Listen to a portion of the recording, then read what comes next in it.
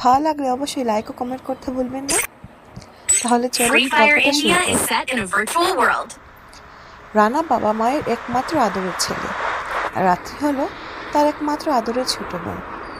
সারাদিন দুষ্ট মিষ্টি ভালোবাসায় কাটে এদের দিন। একদিন রাত্রি ভাইয়াকে বলল, ও ভাইয়া, ও শোনা ভাইয়া। রানা ঘুমিয়েছিল। ঘুম থেকে উঠে বলল, কি রে, কি হয়েছে? রাত্রি বলল, ও ভাইয়া, তুমি কি কলেজে যাবে না? আম্মু তো বকাবকি করছেন। রানা ঘুমিয়ে ঘুরে বলল, হ্যাঁ রে, যাব। রাত্রি রাগ করে বলল, তাহলে উঠো না কেন ভাইয়া? মহিষের মতো পরে পরে ঘুমালে কি হবে? উঠো তো। রানা বলল, ওরে আমার পিচ্ছি বুড়ি, এত শাসন? রাত্রি বলল, হ্যাঁ, এত শাসন, তুমি এখন উঠো। রানা তাড়াতাড়ি উঠে গেল এবং বোনকে জড়িয়ে ধরে একটা আদর দিল। তারপর ফ্রেশ হতে গেল। রানা ফ্রেশ হয়ে নাস্তার টেবিলে বসল। রানা তার মাকে জিজ্ঞেস করলো, মা, রাত্রি কি নাস্তা করেছে? মা বললেন, না রে, ও তো এখনো নাস্তা করেনি, ও কি তোকে ছাড়া খায়? রানা বলল, ঠিকই বলেছ।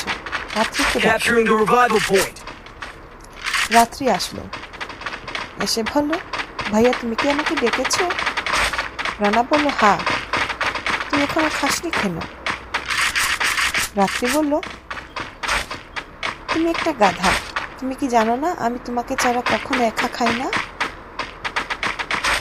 রানা বলল, বুঝেছি পাকা বুড়ি, বসো, নাস্তা করবি। রাত্রি বলল, ঠিক আছে। একটু পরে রানা দেখতে পেল রাত্রি কিছুই খাচ্ছে না। কি রে রাত্রি, তুই তো এখনো কিছুই খাচ্ছিস না? রাত্রি বলল, কিভাবে খাবো? রানা বলল, কেন, তোর হাত আছে না, হাত দিয়ে খাবি। বলল, আছে, কিন্তু। রানা বলল, কিন্তু আবার কি, বল। রাত্রি বলল, আমার হাত তো। রানা বলল, দেখি দেখি তোর হাতে কি হয়েছে। রাত্রি বলল, না না ভাইয়া, কিছু না, কিছু হয়নি। রানা হাত দেখে চিৎকার করে বলল, আল্লাহ রে, এটা কিভাবে হলো? তোর হাত এতখানি পড়লো কিভাবে? রাত্রি বলল, দূর ভাইয়া, এইটুকু কিচ্ছু হবে না। রানা বলল, আজকে আর কলেজে যাব না। মা, ও মা, এদিকে আসো, তাড়াতাড়ি আসো। মা এসে বললেন, কি হয়েছে? রানা বলল, মা, রাত্রি ভাত কিভাবে পুড়ে গেল? মা বললেন, আর বলিস না, রাত্রি সকালে এসে আমাকে বলল, মা, আজকে আমি ভাইয়ার জন্য রুটি বানাবো। আমি বললাম, তুই পারবি না, কিন্তু জানিস তো তোর বোন কত জেদি, কিচ্ছু শোনে না। তারপর আমি ওকে রান্নাঘরে রেখে রুমে এসেছিলাম। তারপর ও গ্যাস চালু করে কিভাবে যেন পুড়ে ফেলে। রানা তার বোনকে অনেক বকাবকি করলো, এই পাগলি, তুই রুটি বানাতে গেছিলি কেন? তোকে কে বলেছে রুটি বানাতে? রাত্রি বলল, পারে, আমি আমার ভাইয়াটার জন্য বুঝি একটু রুটি বানাতে পারবো না? রানা বলল, শিখেছিস তো বড় বড় কথা, তাহলে হাত খুলে গেলে কেন? রাত্রি বলল, ধুর ভাইয়া, এইটুকুতে কিছু হবে না। রাত্রি এসব বলছিল আর রানার দু চোখ দিয়ে পানি পড়ছিল আর ভাবছিল, এত ভালোবাসে তাকে এই পিচ্ছি বুড়িটা, এইটুকু বয়সে সে এত কিছু করতে চায় তার জন্য। রাত্রি জিজ্ঞেস করলো, ভাইয়া তুমি কাঁদো কেন? রানা বলল, তুই জানিস না, তুই আমার কলিজা, তোর কিছু করলে আমি কাজ করতে পারি, অনেকটা পড়ে গেছে রে তোর হাত, তবু যেন সেদিকে তোর খেয়াল। ভাইয়ের কথা শুনে খুব খুশি হয় রাত্রি এবং সে তার মাকে বলে, মা, তুমি তো বলেছিলে ভাইয়াটা পচা, আসলে তুমি পচা, দেখো ভাইয়া কত ভালো। ভাইয়া বলেছে আমি তার কলিজা।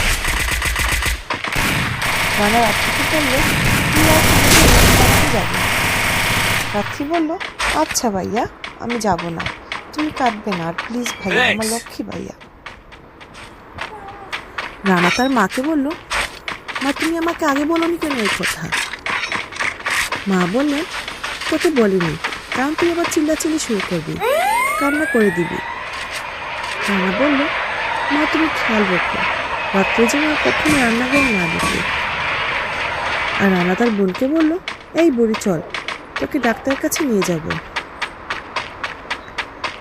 রাত্রি অভিমান করে বলল, এই গাধা, আমি বুড়ি না, তুই বুড়া। তারপর রাত্রি আর রানা তার ডাক্তারের কাছে যায়। রানা অনেক ভালোবাসত তার এই ছোট বোনকে। রাত্রি সামান্য কিছু হলেই রানা অনেক কান্না করত। এভাবে চলতে তাদের ভাই বোনের পবিত্র ভালোবাসা। একদিন কিছু একটা নিয়ে মা বাবার সাথে ঝগড়া হয় রানার। সেদিন রানা সারাদিন বাসায় ফেরেনি।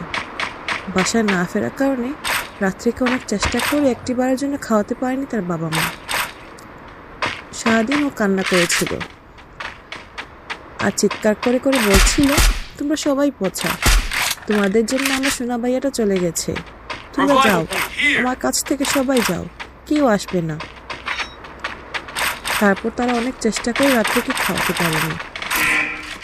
অনেকটা রাত হয়ে গেলে সবাই ঘুমিয়ে পড়ে, শুধু এই পাগলিটা ছাড়া। পাগলিটা সারাটা রাত ভাইয়ের আশায় জেগে থাকে। অনেক রাতে রানা বাসায় ফিরে আসলো আর না খেয়েই রুমে গিয়ে শুয়ে পড়ল। রানা যে এসেছে এটা রাত্রে কিন্তু ঠিকই বুঝতে পারলো, কারণ সে তখনও জেগেছিল আর কাঁদছিল তার ভাইয়ের জন্য। ভাত নিয়ে রানা রুমে গেল আর বলল, ভাইয়া, ও শোনা ভাইয়া। রানার একটু একটু ঘুম পাচ্ছিল আর ঘুমঝড়িত কাঁদতে বলল, কি রে বুড়ি, কিছু বলবি? রাত্রি কাঁদতে কাঁদতে বলল, ও ভাইয়া, তুমি কোথায় ছিলে সারাদিন? রাত্রির কান্নার শব্দ শুনে বিছানা থেকে লাফ দিয়ে উঠে রানা। এই পাগলি, তুই কাঁদছিস কেন? আর তোর হাতে বাপের পেট কেন? রাত্রি কান্না করে করে বলছিল, আমি ভেবেছিলাম ভাইয়া তুমি চলে গেছো, আর সারাদিন তো মনে হয় কিছু খাওনি, কারণ তুমি আমাকে না খাইয়ে দিয়ে আগে কিছু খাও। এরপর আমার রাত্রির হাত থেকে বাতাস পেট নিয়ে টেবিলে রেখে রাত্রিকে জোরে জোরে কাঁদতে থাকে আর সাথে রাত্রিও কাঁদতে থাকে। রানা বলে, আমি আমার পিচ্ছি বইটাকে রেখে কোথাও যাব না। আমি জানি তুই সারাদিন না খেয়ে আছিস, কারণ তুইও তো আমাকে ছাড়া খাস না।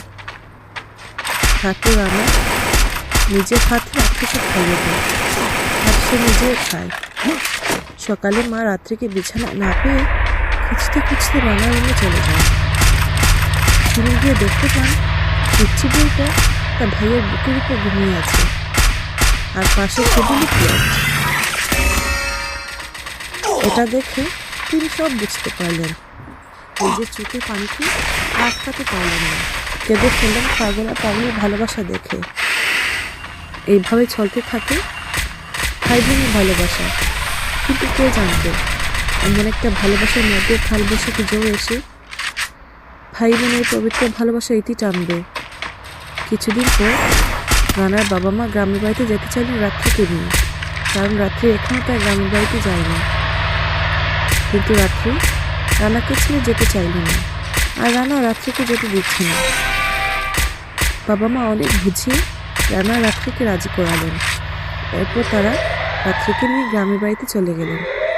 কিন্তু রানা যেতে পারেনি, কারণ তার কলেজে পরীক্ষা ছিল। এরপর প্রতিদিন বারবার ছোট্ট বইটা ফোন দিয়ে রানা খোঁজ নিত। ভাইয়া তুমি খেয়েছো কি? ভাইয়া তুমি আমার জন্য কেঁদো না, আমি চলে আসবো। আরো কত কিছু। কয়েকদিন গ্রামের বাড়িতে থেকে রানার বাবা মা রাত্রি শহরের উদ্দেশ্যে রওনা দিলেন। অনেকটা পথ এসে ঘটল ভয়ানক এক দুর্ঘটনা। তাদের সেই বাসটা নিয়ন্ত্রণ হারিয়ে পড়েছে বিশাল একটা খাদে। তারপর তো সব শেষ। রানার বাবা মা যখন জ্ঞান ফিরে পেলেন তখন তারা দেখলেন তারা একটা হাসপাতালে আছেন। তারা সাথে সাথে রাত্রিকে খুঁজতে লাগলেন। অনেক খোঁজার পর রাত্রিকে তারা পাননি। ডাক্তারকে জিজ্ঞেস করলে ডাক্তার জানান বাসের সবাইকে হাসপাতালে ভর্তি করানো হয়েছে। তারা খুঁজতে খুঁজতে মর্গে চলে গেলেন, যেখানে লাশ রাখা হয়। একটা একটা করে লাশ দেখতে হঠাৎ চিৎকার করে উঠলেন রানার মা। বুঝতে আর বাকি রইল না। পৃথিবী ত্যাগ করে না ফেরার দেশে চলে গেছে কিচ্ছু বলে রাখবে। রাত্রি বডিটা একদম বিভৎস হয়ে গেছে। মনে হয় উল্টে যাওয়া বাসের নিচে পড়ে গেছে। এটা সহ্য করতে না পেরে অজ্ঞান হয়ে যান তার মা। রানাকে ফোন করলো তার বাবা। রানা পাগলের মতো ছুটে এলো হাসপাতালে। এর মধ্যে তার মার জ্ঞান ফিরেছে। রানা এসে চিৎকার করতে থাকে, কোথায় রাত্রি, কোথায়? এরপর রাত্রি লাশের কাছে তাকে নিয়ে যাওয়া হলো। রাত্রিকে দেখে হতভম্ব হয়ে যায় রানা। অনেকক্ষণ কোনো কথা বলি না রানা। সবাই ভাবলো ও আবার পাগল হলো নাকি। হঠাৎ চিৎকার শুরু করে দিল রানা, আর তার মা বাবাকে বলতে লাগলো, তোমরা সবাই খুনি, তোমরা খুনি, তোমরাই মেরে ফেলেছো আমার পিচ্ছি বুড়িটাকে।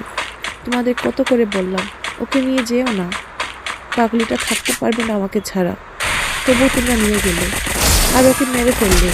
ফিরিয়ে দাও আমার পিচ্ছি বুড়িটাকে। রানার চিৎকার শুনে হতভম্ব হয়ে যায় পুরো হাসপাতাল। রানা কেঁদে কেঁদে চিৎকার করে করে বলছে, কিরে পাগল, তুই নাকি আমার পেছনে থাকতে পারিস না? তুই তো আমাকে না দেখলে কেঁদে ফেলিস, তাহলে এখন ঘুমিয়ে আছিস কেন? কেন একা রেখে গেলে আমাকে সাথে করে না? উঠ না পাগল, আর কখনো তোকে ছেড়ে কোথাও যাব না। ও বাবা, ও মা, আমার পিচ্ছি বুড়িটা কথা বলে না কেন? ওকে আর ঘুম থেকে উঠবে না? এসব বলে আর চিৎকার করে কাঁদতে থাকে